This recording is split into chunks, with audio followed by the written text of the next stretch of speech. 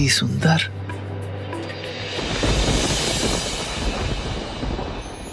मुझे ज्ञात है स्वामी कि आप मुझे बहुत समय से देखने का प्रयास कर रहे हैं।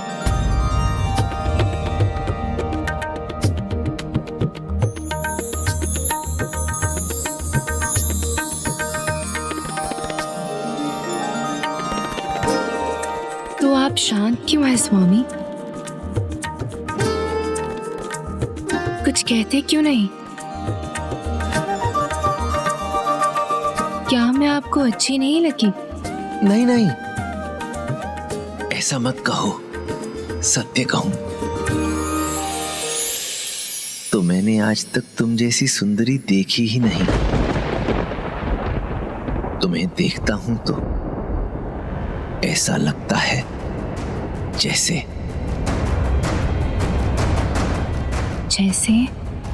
मेरे जीवन का एकमात्र उद्देश्य केवल तुम हो।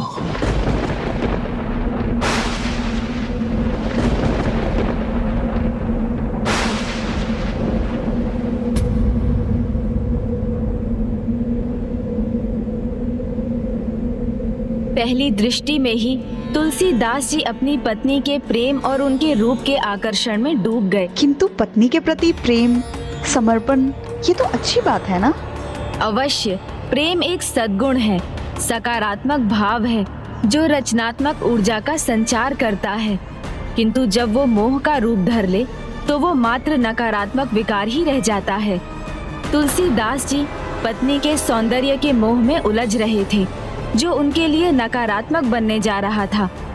ऐसा मोह आसक्ति बनकर व्यक्ति को उसके लक्ष्य से भटकाकर सांसारिक माया जाल के भंवर में उलझा देता है। प्रभु, आज प्रसाद नहीं बांटेंगे क्या? प्रसाद?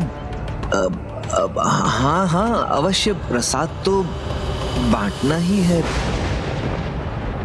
मैं जानता हूँ घर जाने के लिए उतावले हो रहे हो ना तुम चिंता मत करो, घर चले जाओ, मैं बांट दूंगा प्रसाद। धन्यवाद।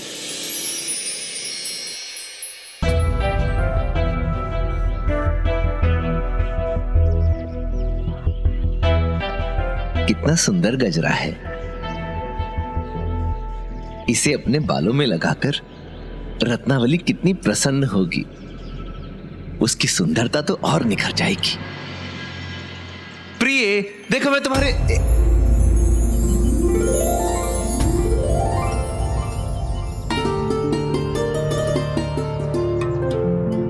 देखिए स्वामी, भैया भाभी ने अचानक आकर मुझे कितना प्रसन्न कर दिया। प्रणाम बंसी भैया। प्रणाम जीजाजी। प्रणाम। मैं आज अपनी बहन से मिलने ही नहीं आया, उसे अपने साथ ले जाने आया। विवाह के बाद से पिताजी और परिवार के अन्य सदस्य उसे बहुत याद करते हैं, और वैसे भी विवाह के बाद उसे कुछ दिन तो अपने पीहर में बिताने चाहिए ना। हाँ हाँ, अब आप आ ही गए हैं तो उचित है, ले जाइए।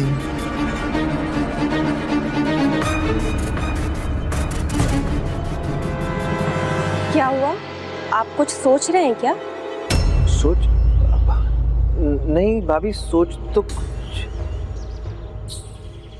हाँ ये सोच रहा था कि देखिए ना, आकाश में कैसे घने मेघ छा रहे हैं। प्रतीत होता है इस बार अत्यंत भारी वर्षा होगी, और हमारी ये कुटिया अभी वर्षा के लिए तैयार नहीं है। तो मैंने सोचा था कि अगर रत्नावली कुछ दिन के लिए और रुक जाती तो छत ठीक करने में मेरी सहायता कर देती।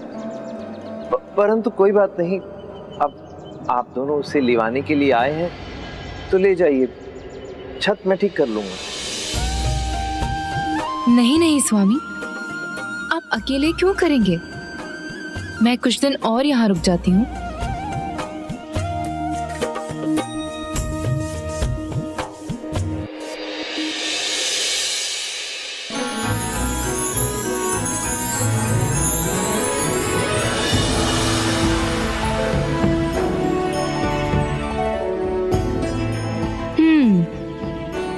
छत ठीक करनी थी या फिर ये केवल मुझे रोकने का एक बहाना था?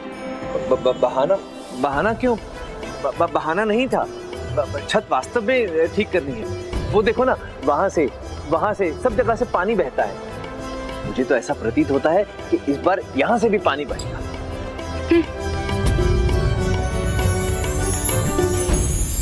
प्रिय, देखो तुम्हारे लिए क्या लाया हूँ। बहुत सुंदर है। कहीं इसे लाने के उतावलेपन में तो आप जल्दी नहीं लौट आए? मैं क्या जल्दी वापस लौट आया? हाँ, पिछले कुछ दिनों से यही तो हो रहा है। आप शीघ्र ही घर लौट आते हैं। आप राम कथा पे ध्यान तो दे रहे हैं ना? उसमें कोई त्रुटि नहीं होनी चाहिए। ये तुम क्या कह रही हो रत्नावली? राम कथा में त्रुटि, और वो भी मुझसे? ऐसा तो हो ही नहीं सकता।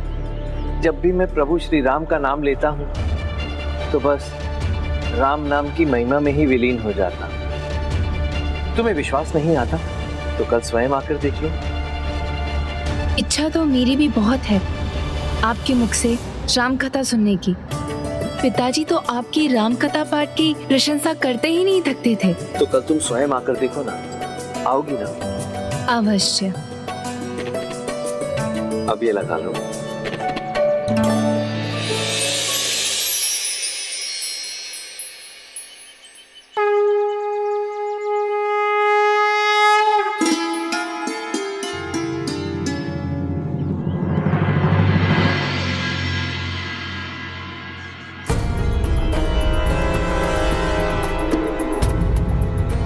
क्या हुआ? किसी की प्रतीक्षा कर रहे हो? प्रतीक्षा नहीं तो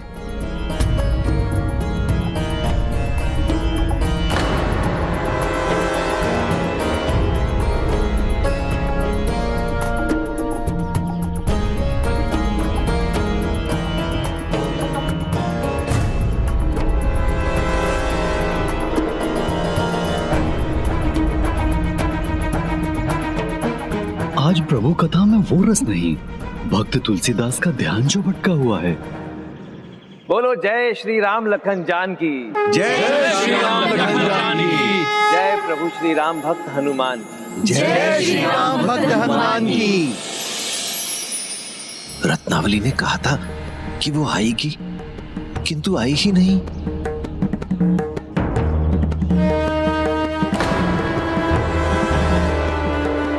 हमने सुना है कि जितनी सुंदरता से आप श्री राम कथा का पाठ करते हैं, उतना ही अपने ज्ञान से दूसरों की जिज्ञासा को भी शांत करते हैं।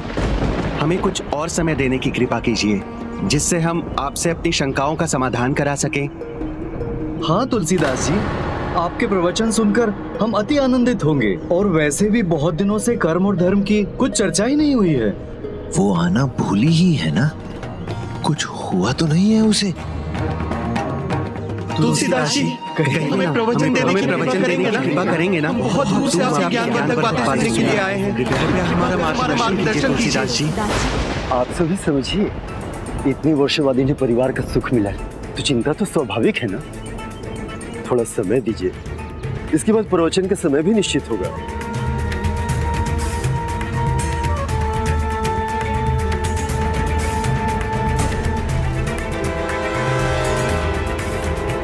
रत्नावली कुशल से हो, ठीक हो बस। हे प्रभु, रत्नावली को कुशल रखना। उसे कुछ हो ना गया हो, अन्यथा कहकर आती क्यों नहीं वो? रत्नावली, तुम ठीक तो हो ना? मैं तो घबरा ही गया था। तुमने कहा था तुम कथा में आओगी और तुम आई नहीं। मैं वहां आकर आपका ध्यान नहीं भटकाना चाहती थी स्वामी, इसलिए उस समय में मैंने ये बना लिया ताकि अगली बार जब भैया आए तो आपके पास कोई बहाना ना रहे। अब आइए और इसे छत में लगाने में मेरी मदद कीजिए।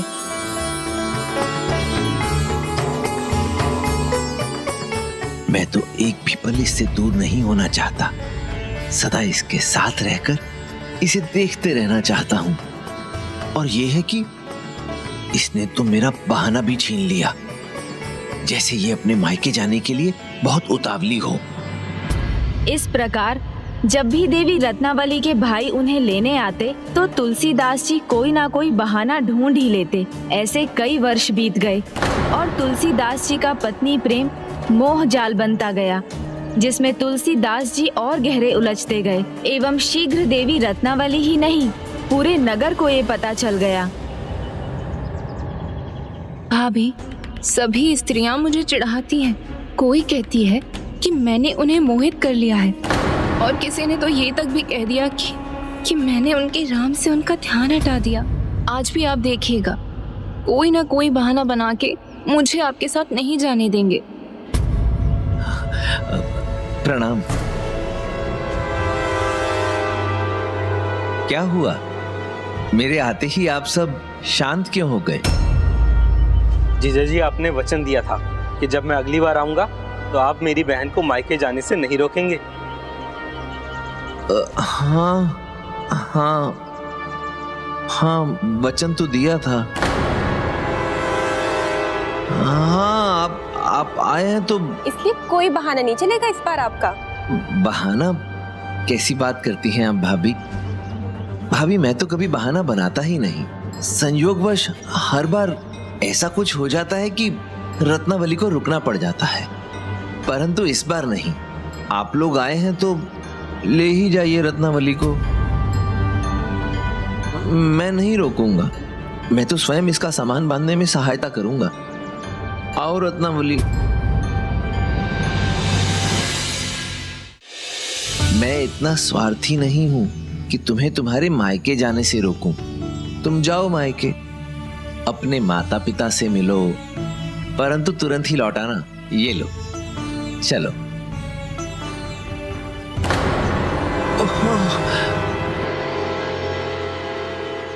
हाँ, क्या हो जीजा जी, सब ठीक तो है ना? कुछ विशेष नहीं है। जाओ। लगता है पेट में दर्द है। नहीं बंसी भैया, मुझे कुछ नहीं। ये कोई नया बहाना तो नहीं है ना स्वामी? रत्नावली, मैं कभी भी बहाना नहीं बनाता। मैं तुम्हें कैसे समझाऊं? नहीं, कोई कष्ट तो है। सत्य कहिए स्वामी, कहीं आपके पेट में दर्द हो रहा है क्या? मैं क्या कहूँ, कुछ समझ में नहीं आ रहा। ऐसा कुछ विशेष। इस प्रकार पुनः तुलसीदास जी ने अपनी पत्नी को मायके जाने से रोक दिया और उनके भैया भाभी को निराश होकर लौटना पड़ा।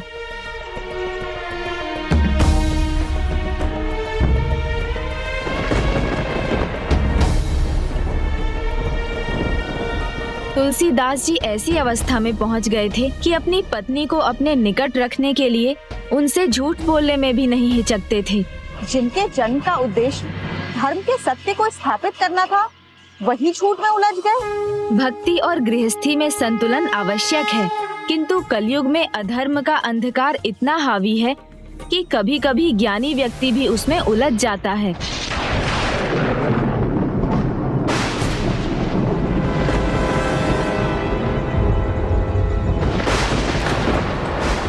भक्तजनों, ऐसा प्रतीत होता है कि अगले कुछ दिवस अत्यंत भारी वर्षा होने वाली है। हमें 1-2 दिन के लिए राम कथा स्थगित करनी होगी। ऐसा होगा तुलसीदास जी, तो हम जैसे भक्तों का क्या होगा जो संस्कृत नहीं जानते? हम प्रभु श्री राम की जीवन गाथा को कैसे समझेंगे और सुनेंगे? आपके मुख से राम कथा सुनने तो हम आंधी तूफान और वर्षा में भी आ सकते हैं, यदि आपको कष्ट ना हो तो।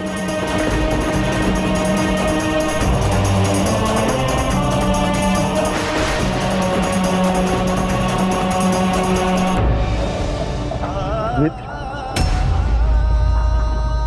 अब तो तुम्हें भी ये समझ लेना चाहिए कि श्री राम कथा के पाठ के स्थान पर तुम राम कथा से बचने का प्रयास कर रहे हो। हुआ क्या है तुम्हें? क्या कर रहे हो? क्या इसका आभास भी है तुम्हें? तुलसीदास जी, हमें प्रवचन करने की आज्ञा देने के लिए कृपा करके हमें तुलसीदास जी कहिए ना।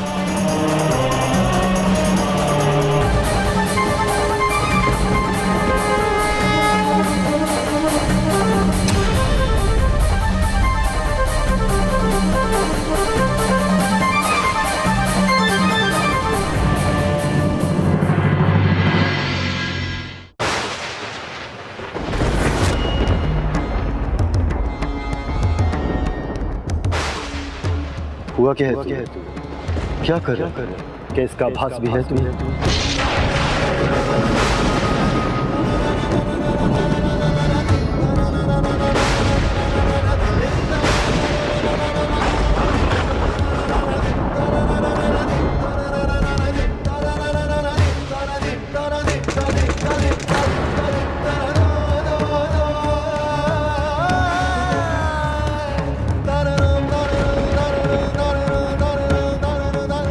आप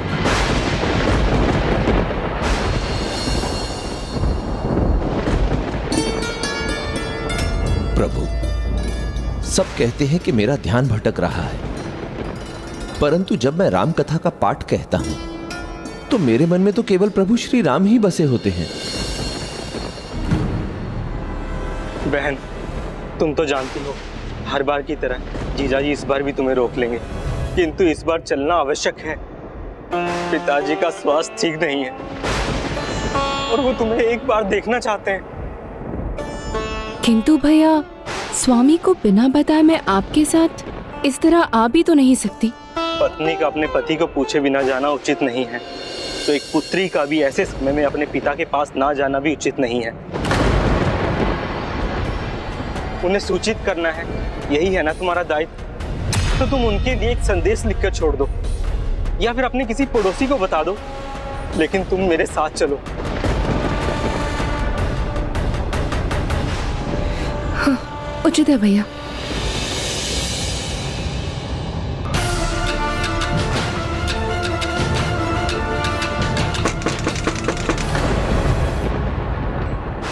यदि जीजाजी हुए तो फिर से रोक लेंगे।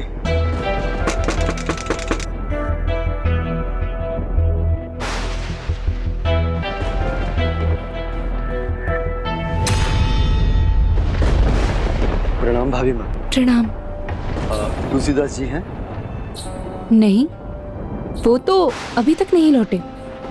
वो आप ही के साथ तो गए थे राम कथा सुनाने। क्यों, क्या हुआ? सब कुशल तो है?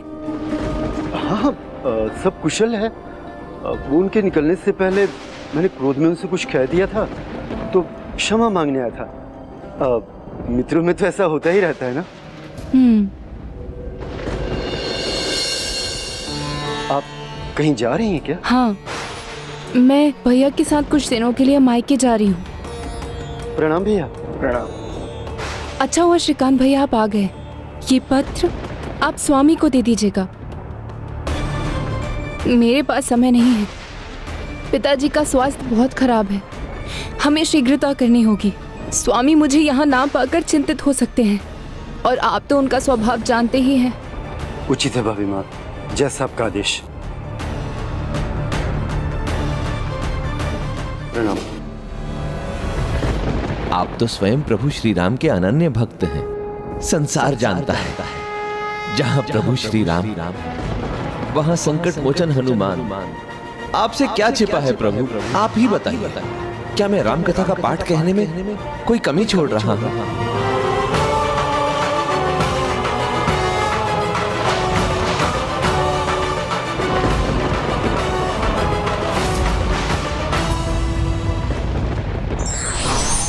अति कभी भी अच्छी नहीं होती, चाहे वो प्रेम की ही क्यों ना हो। For more updates, subscribe to our channel, click the show links and enjoy watching the videos.